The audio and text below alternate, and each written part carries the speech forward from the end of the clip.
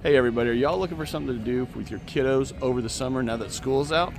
If so, continue watching this video. I think I've got some good ideas to get your kiddos out from in front of screens and out in the garden.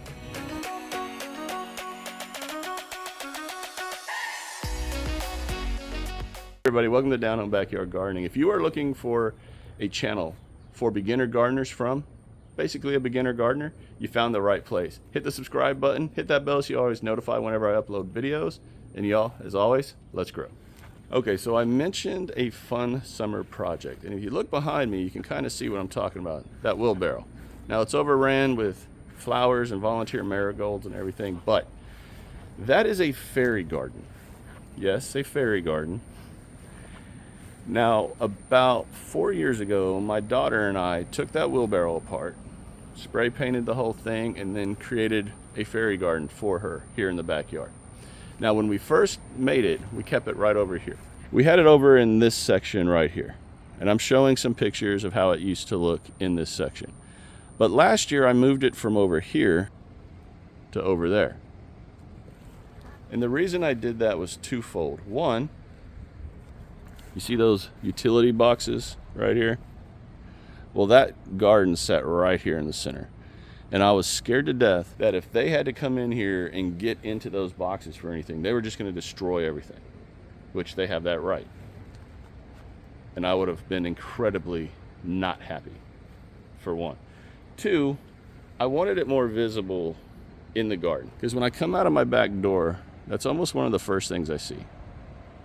So I moved it over here.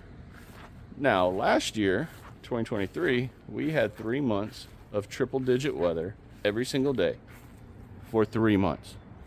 And to say that literally everything I put in here, even native Texas plants, were just burnt to a crisp because of the heat. Now, I'm probably going to have the same issue this year, keeping it real, because there's really no way for me to keep the sun off, especially the evening sun, off this, because the sun comes right through and just smokes this area. But we're gonna give it a shot. Now, yes, I'm gonna make a fairy garden in this backyard for my daughter. I will always have a fairy garden in my garden, no matter where I'm at, because of her. And us starting basically this backyard together, because if you looked in those pictures, you can tell that nothing behind me was there. That was only 4 years ago. So I will always have a fairy garden, period. But here's what you can do if you have boys and they don't want a fairy garden. I get it. What you can do is create a dinosaur park for them. You can still do the exact same thing, just take out all the fairy stuff and put in a bunch of dinosaurs and fake volcanoes and all that. Let them create. Or if they're really into motocross and stuff like that, or Hot Wheels, create a little dirt track for them in amongst the flowers and let them create. Let those little brains get to imagining their little world and give them ownership over that section of your garden. Two things that will come from that. One, three things. You're getting them out from in front of a screen and you're getting them outside. They're going to sweat. They're going to deal with bugs. They're outside. They're getting dirt in their nails. They're having fun. They're being kids outside. Two, you're planting a seed in their head, pun intended, that maybe down the road, once they establish their dominance over their little world and they see you growing stuff, maybe they'll want to have their own cherry tomato plant or cucumber plant or whatever. And three, you're letting them create something that is truly and strictly theirs. I mean, how awesome is that? You can go to your arts and crafts stores, Michael's, Hobby Lobby, wherever that you go to, and find anything that you're looking for to create the little world for your kiddo that will give them the excitement and the drive to want to come outside and see their plants growing. And it doesn't mean you can't interspace a few veggie plants in if you wanted to. Now, having said all of that, let's get into the meat and potatoes of this video, and that is we are going to fix this fairy garden. As you can see, that thing is overrun. I've basically used it as just a place to store stuff in amongst all the old fairy stuff, because I mean, the gnome's still hanging out on that park bench right there. Got a fairy hanging there, but it's time to really tighten up that bed. And what we're going to do, and I said we for a reason, because I'm going to have a helper today. But until she gets here, I'm going to go ahead and start taking care of this bed right here. And I'm just going to start taking out all these volunteer marigolds. I'm going to transplant a lot of them, but we're going to save some to put right back in to this fairy garden right here.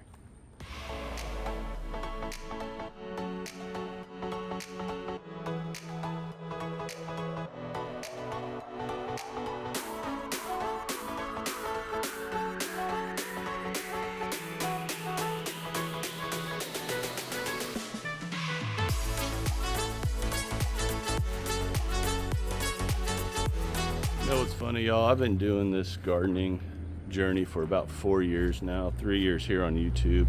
Even now, I still get surprised, even when I think I'm not going to get surprised by something. So I'm cleaning out this bed as you've watched, and I did not expect to find a pest hiding in this bed because there's no veggies in here. But look at this. That right there, this guy right there, is an armyworm. And if you get one of those on, say, your tomato plants, within a short time, they can totally decimate that plant. So I was not expecting to be doing a teaching moment, so to speak, in this video, but when you see those, if you've got chickens, give those worms to those chickens. If you don't have chickens, all I'm going to say is you handle your pests in any way that you seem fit to handle them. But you cannot allow those little punks right there, that guy right there, to live around tomato plants. It will absolutely go to town on them. So keep that in mind. And I'm going to say this, if you're gardening, anytime you're in the garden, you have to be looking for pests. That is probably the biggest #1 rule I have. Always, always, always, always be looking for pests. All right, for the most part, all the fairy garden stuff is out of this bed. So I need to take all these marigolds and start moving them around the garden. These are one of my favorite marigolds. Seriously, how beautiful is that flower right there? Just gorgeous. I don't want to just take them out and let them die. But I also only have so many places that I can plant them. So, and I want to put some more back in here whenever we start actually creating the fairy garden. For one, these plants are volunteer, so they're a stronger version of the original seeds or plants. Two, they're already in the garden. They're already in this bed. They're already established. So I don't want to just rip them all out and, you know, all that. I want to kind of leave some in there. And plus, hey, you don't have to go, or I don't have to go spend money on getting new plants to put in there. I already got them in here. So I got to figure that out and go from there.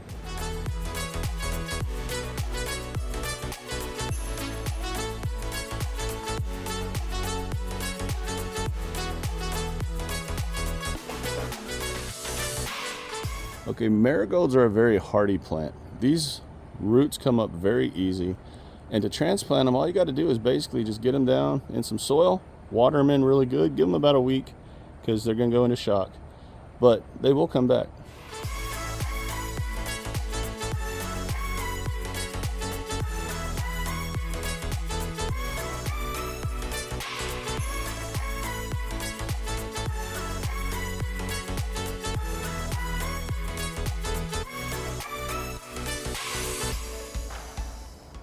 I'm finding these everywhere in here, which is good. They're a trap crop.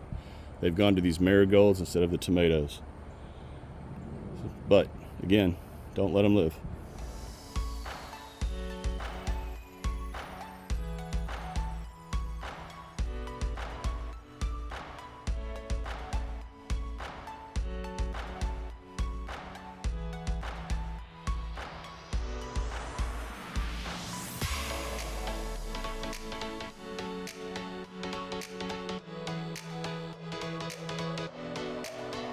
Okay, y'all, all in all, I found 5 armyworms in here, 5 or 6, I already forgot.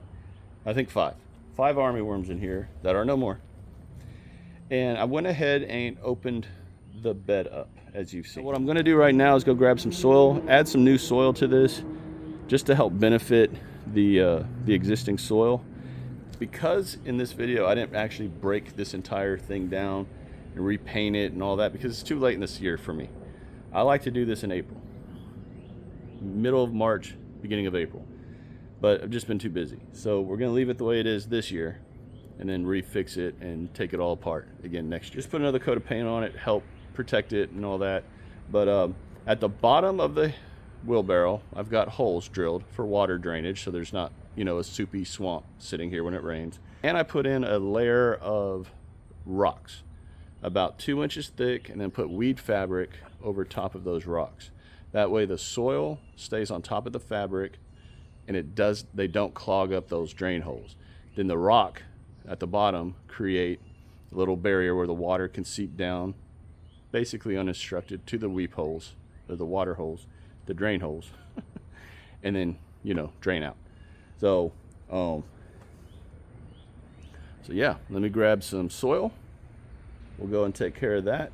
Then my helper should be out here pretty soon, and we'll go ahead and create the actual fairy garden with her.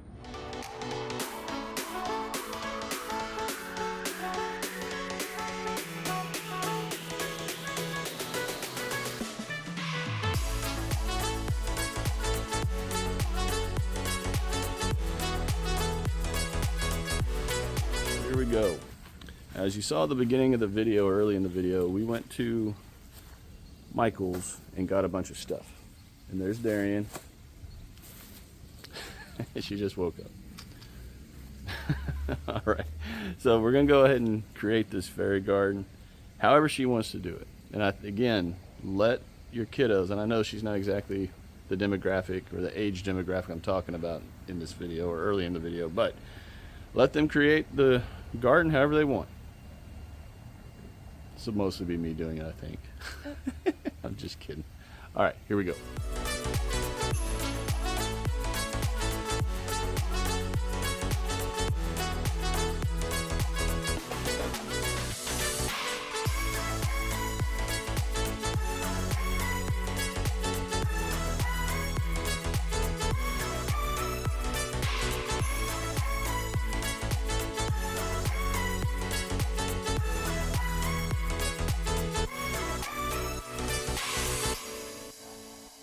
Alright y'all, and just like that we're done.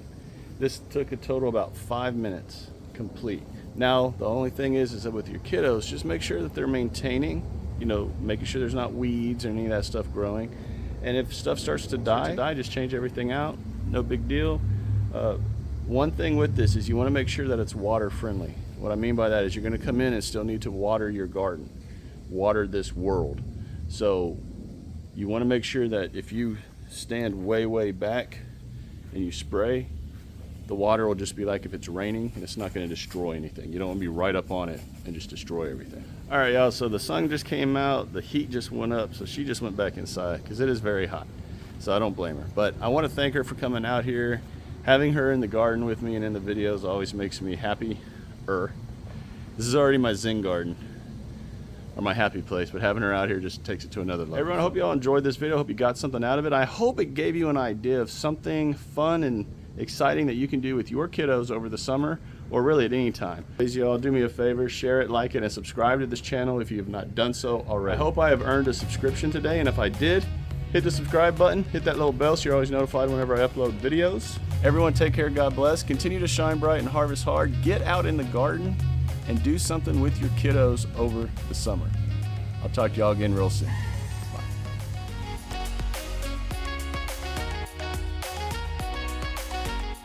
Everybody, welcome to Down Home Backyard Gardening. If you are looking for a gardening community, well, there's a mosquito lands on the screen. Hey everybody.